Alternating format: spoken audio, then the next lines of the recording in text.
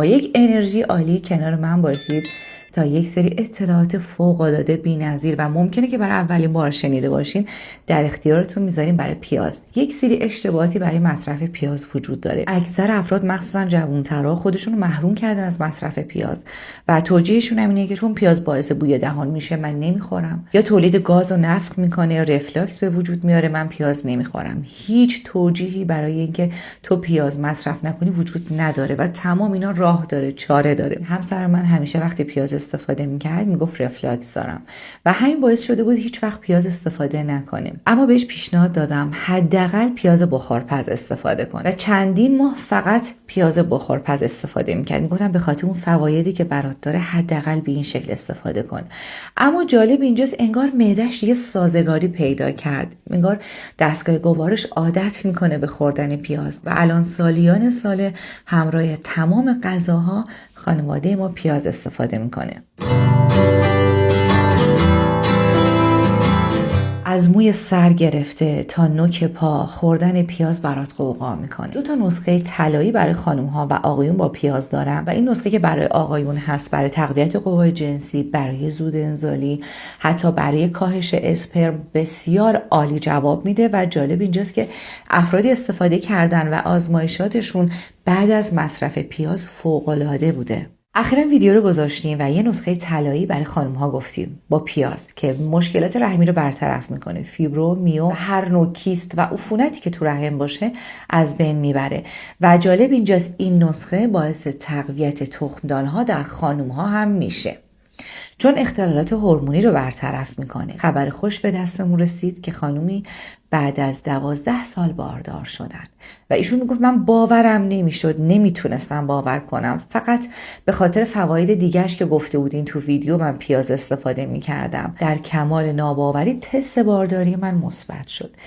و میگفت چندین بار من اینو تکرار کردم چون نمیتونستم اینو باور کنم. میخوام بهتون بگم اثرات درمانی تغذیه رو دست کم نگیریم. بی‌نظیره و میانبرترین راه، ایمن‌ترین راه برای درمان بیماری ها راهکارهای طبیعی. البته این نسخه که برای خانم ها گفتیم یه سری چالش های براشون به وجود آورد چون بعضی از عزیزان فقط اون قسمت مفید ویدیو رو گرفته بودن، سری رفته بودن انجام داده بودن و توجه به ملاحظات نکرده بودن. تو این ویدیو بهش پرداختیم. نتیجه تحقیقاتی که در مجله پوست انتشار شد باعث خوشحالی بسیاری از افراد شد. 23 نفر از افرادی که ریزش موی شدید داشتن تحت درمان با آب پیاز قرار میدن و به این افراد میگن به صورت موضعی روزانه 2 بار اسپری پیاز رو موهاتون داشته باشید. 20 نفر از این افراد نتایج فوق‌العاده گرفتن و فقط 3 نفر از اونا نتیجه نگرفتن. پیاز چون سرشار از ویتامین C، ترکیبات گوگردی، املاح و مواد معدنی و وقتی که شما رو پوست سرتون اینو اسپری میکنید باعث میشه تغذیه صورت بگیره. پیاز مو تغذیه میکنه و باعث رشد چند برابری و تیر زدن موهای جدید میشه که واقعا خبر خیلی خوشحال کننده بود. و پیاز طبق کلام بزرگان پیاز پوست رو تقویت میکنه چون ویتامین C داره و این موضوع کاملا اثبات شده که کمبود ویتامین C باعث کاهش کلاژن سازی میشه. پیاز گلبولهای سفید خونتو بیشتر میکنه، باعث تقویت سیستم دفاعی بدنت هست که خیلی خیلی ضرورت داره. ما در شرایط کنونی بیش از هر زمان دیگه‌ای نیاز داریم سیستم دفاعی بدنمون رو تقویت کنیم چون اگه سیستم دفاعی بدن این سیستم هوشمند فعال باشه، هوشیار باشه، بیماری معنی نداره چون مرتب رادیکال‌های آزاد رو کنترل میکنه، از بین میبره و لازم نیست ما نگران سرطان باشیم، بیماری‌های عفونی و ویروسی باشیم.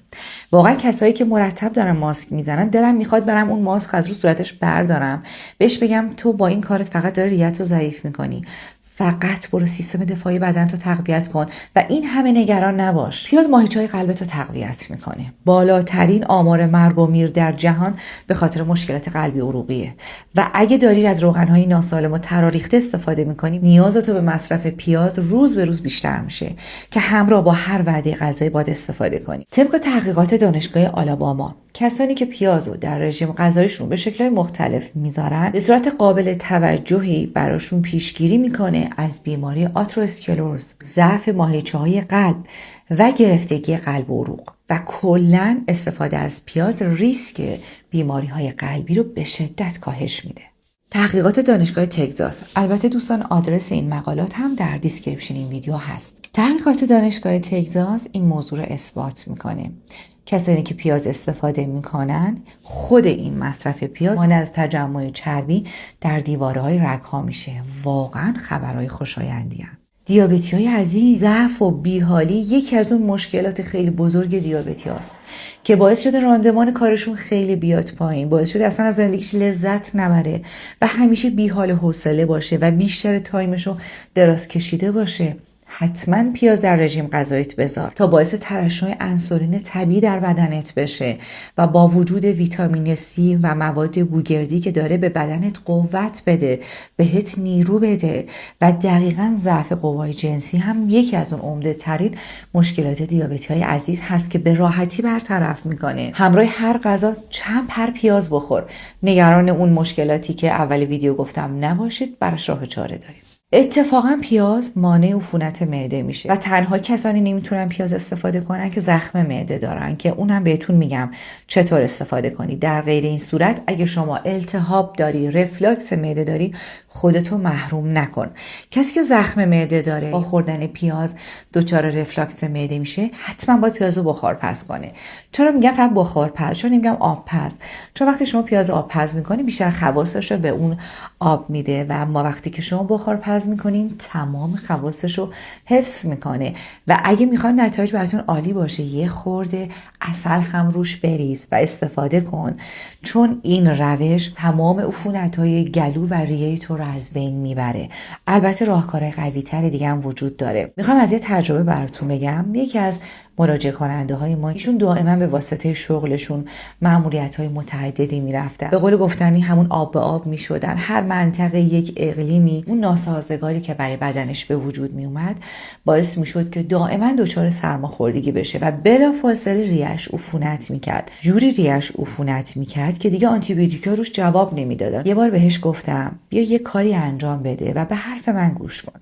هر بار که میری مسافرت، پیاز همونجا رو، چون این کلام بزرگانه، میگه وقتی میرین سفر هر جایی که میرین پیاز همون منطقه رو بخور تا بیمار نشی.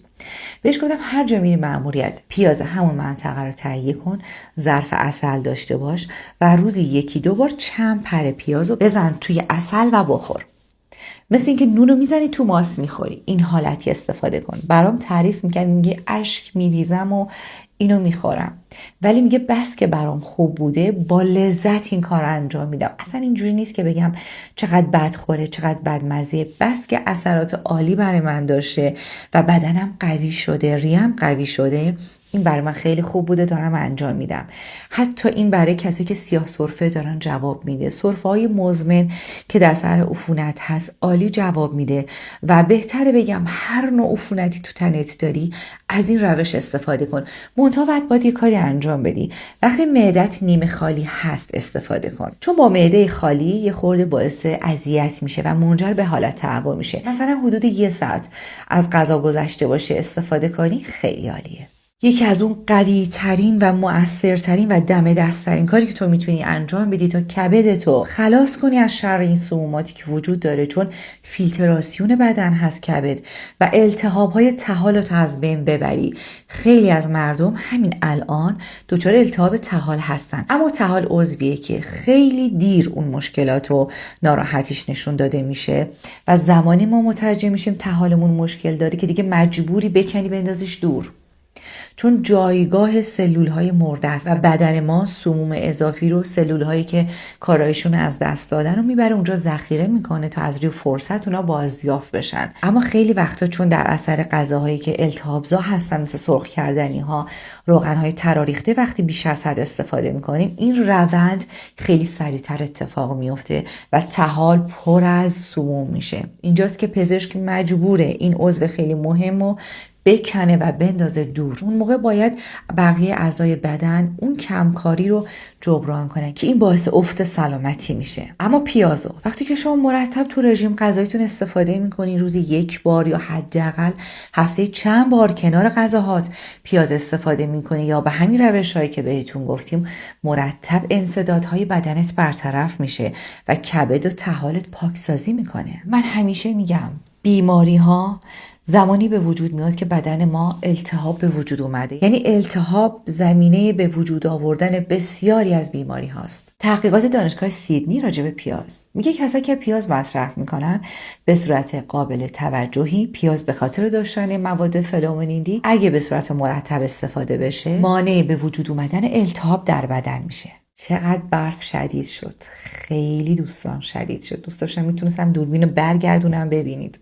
پس اگه دچار دردهای مفصلی هستید حتما پیاز استفاده کنید. نمیتونی پیاز خام بخوری به شکلی که گفتم. پیاز سرخ شده اثرات خیلی کمی داره. اما وقتی که پیاز رو با خار پزهم میکنید اون مواد گوگردی، فیبر، ویتامین C و خیلی از املاح و مواد معدنیش رو حفظ میکنه و باعث سلامت بدنمون و کاهش التهاب میشه. اما نسخه‌ای که برای آقایون قوقا میکنه و من اسمش رو گذاشتم نسخه طلایی آقایون. برای اینکه این نسخه رو استفاده کنی باید اول صبح بخورید. یه دونه پیاز متوسط اگه سفید باشه بهتره. تو روغن زیتون سر تف بده. حالا میتونی رنده کنی، میتونی ریزش کنی. سر تف بده و بعد هم یکی دو تا تخم مرغ خونگی بهش اضافه کن. نبود تخم مرغ معمولی.